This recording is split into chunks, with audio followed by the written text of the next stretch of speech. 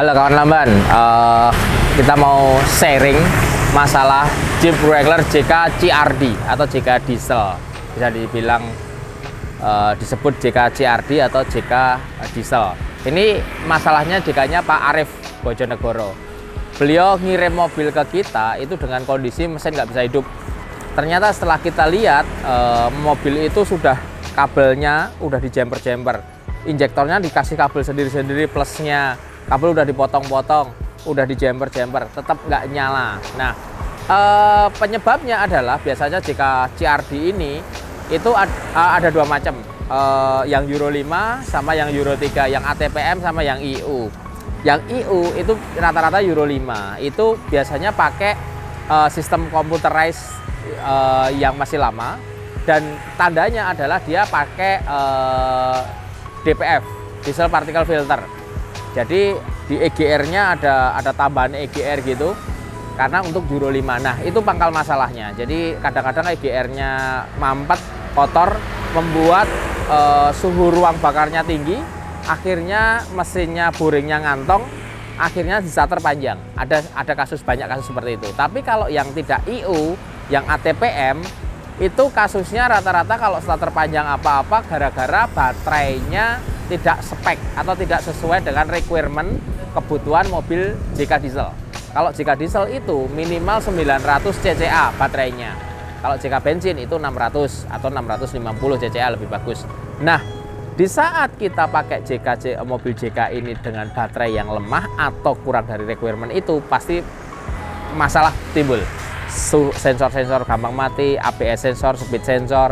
Kalau JK diesel, starternya panjang, itu starternya bisa gampang rusak, injektor bisa mati, dan lain-lain. Nah, itu kasusnya terjadi di sini. Ini injektornya mati semua. Terus TPIM-nya rusak, harus dibongkar, dibersihin. Terus ECU-nya, modulnya itu rusak, jadi harus ganti PCM, harus ganti ECU. Terus modul ABS mati. Terus pompa solar bawah mati, gara-gara itu sebenarnya berawal dari supply baterai yang kurang ideal atau kurang support untuk menjalankan sistem itu gitu. Dan satu lagi, baik JK diesel atau JK bensin itu nggak boleh nongkrong di garasi terlalu lama tanpa dipanasin.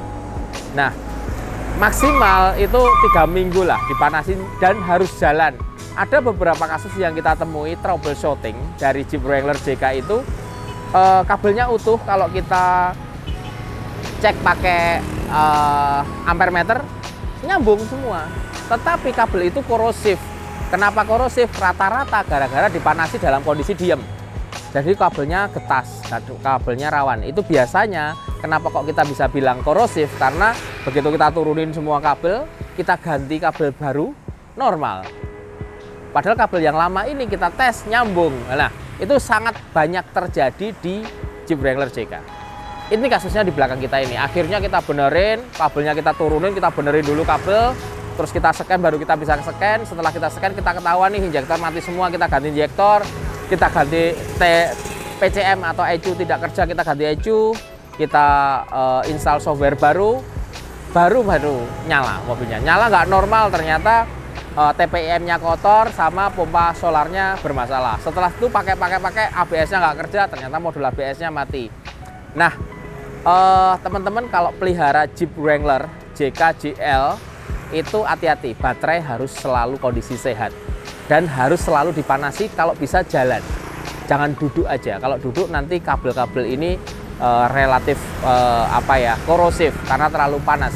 Dan kalau beli mobil second, hati-hati, lihat jangan pernah overheat. Nah, kita tahunya dari mana? Gampang, dari rumah atau pembungkus kabel itu masih utuh atau enggak.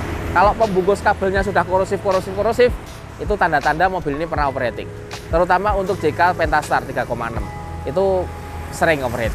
Oke, kita balik lagi ke JK dieselnya Pak Arif. Nah, setelah jadi, beliau gatel. Wah, ini udah jadi nih mobil, padahal beliau sudah beli mobil yang baru. Terus dibuat apa ya Mas Wahyu? Ya dipakai. Kalau JK kalau dipakai hari-hari nggak enak juga Pak, dipakai untuk overland aja deh. Ngajak anak istri ke outdoor activity. Oh ya, oke. Akhirnya mau dikomporin begitu. Akhirnya dimodifikasi lah seperti ini. Nah, kalau kita lihat modifikasinya nggak terlalu ekstrim, cuman mobilnya masih bisa dipakai jauh. Misalkan Pak Arif di Bojonegoro nih, kalau mau overland pasti di tempat dingin, kalau nggak ke Merapi, Merbabu, atau ke daerah Dieng, atau ke Malang. Berarti kan long tripnya jauh nih, mobil harus masih nyaman dipakai di tol yang jarak tempuhnya jauh. Makanya kita pasang ban 35 maksimal, nggak usah 37 Pak, capek bawanya, 35 aja. Oke, pakai ban 35, peleknya udah pasang, metode juga. Terus suspensi penting, karena kita ada penambahan bobot, ada white line kita pasang, ada ARB base track dipasang di situ. Itu ARB base tracknya Hilux sebenarnya, tapi bisa dipasang di situ. Owning ARB, terus ada bumper depan dari AIV original nih, original AIV. Terus winch depan Warren, ada lampu-lampu tambahan, lampu headlamp udah kita ganti steady, karena headlamp standarnya kan nggak terlalu terang. Steady ini salah satu headlamp yang harganya oke, sinarnya oke, jadi value for money-nya bagus lah. Ini udah diganti. Terus set step, bumper belakang, LED bar, jadi udah diganti semua, udah spek overland. Nah, ini rencana mau dipakai untuk jalan-jalan. Nah, kita balik lagi dengan penambahan bobot ini. Terus akhirnya apa yang cocok, pernya, shocknya. Akhirnya kita pasang yang paket hemat, oke. Kita pasang pernya pakai Teraflex yang dual rate. Terus shocknya pakai Falcon 3.3. Ya udah enak banget, udah tinggal plug and play. Nah, kalau kita lihat di belakang, coba kita lihat mesinnya dulu. Nah, ini mesin diesel CRD 2,8.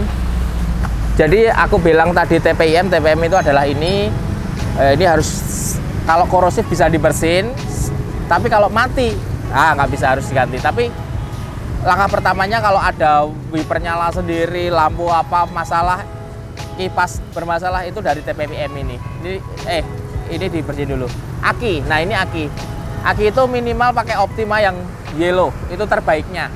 Boleh pakai Odyssey, di bawahnya itu boleh pakai Amarok Pro, boleh pakai M-Track, tapi M-Track seri tertentu kita ada yang 900 cca, itu boleh dipasang. Terus kita lihat bagasi belakang. Oh ya, ini dipasang doorstep, ini bikin buat naik tangga aja, buat naik ke atas. Kalau anak-anak pengen naik ke atas bisa pakai ini. Ini kakinya mancik sini, doorstep. Oke,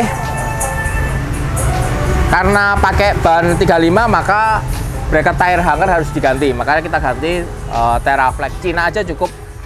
Jadi bebannya ban belakang 35 ini tidak membebani si pintu, ada itunya. Oh, belakang masih kosong. Yuk terus. Nah, karena keperluan camping tidak lupa kita pasang lampu-lampu, makanya ini lampu belakang dikasih dari steady yang panjang dari belakang, sama lampu samping. Lampu sampingnya juga udah kita pasang kanan kiri ada, jadi waktu dipasang tenda itu bisa nyinari di samping. Oke, terus semua kontrol lampu-lampu ini pakai panel assembly switch nih dari aux beam, kita pasang di sini. Nah, ini saklarnya semua jadi rapi, tidak mengganggu apapun. Sama setelah mobilnya ini beres, tapnya di-upgrade. Kalau jika diesel yang tahun tua itu kan tapnya jelek, makanya ini diganti yang sudah Android, yang sudah bisa Bluetooth dan plug and play itu JK, dan kontrolnya masih dari setir, semua bisa dilakukan. Oke, jadi ini mobil udah kita tes. Mobil yang awalnya ngongrok hampir 1 tahun di rumah, di bengkel, terus geret ke rumah, nggak bisa dibener-benerin. Akhirnya sekarang bisa normal lagi. Kita juga ikut seneng mobil ini bisa dipakai lagi dan bisa dinikmatin. Dengan cara apa nikmatinya? Overlanding.